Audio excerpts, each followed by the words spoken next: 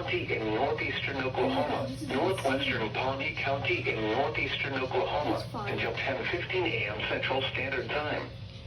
At 9:19 a.m. Central Standard Time, a dangerous snow squall was located along a line extending from 3 miles south of Howard to 7 miles north of Granola to 4 miles west of Gwinnett Springs, moving southeast at 60 miles per hour. Nobody recognizes it. Expected hazards include extremely poor visibility in snow and blowing That snow. says Tune TV. Wind gusts greater than 35 miles per hour.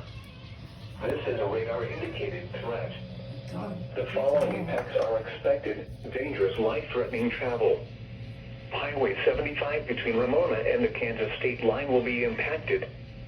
Locations impacted include Bartlesville, Pawhuska, Dewey, Oh my God, chill, dude. Barksdale, South Coffeyville, It is not that bad. It is not even. It is literally far from us. Osaleda, But it Delaware, really hit. Ralston, Avant, Lenapaw, fine. Burbank, Juan, It's fine. Granola, 4 Acre and Beacon. You want some of the cloud? Consider avoiding or delaying travel until the snow squall passes your location.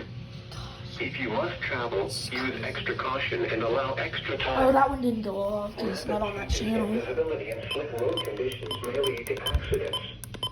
Reduce your speed and turn on headlights. Alright, there's another. During snow squalls, the visibility may suddenly drop to near zero in whiteout conditions.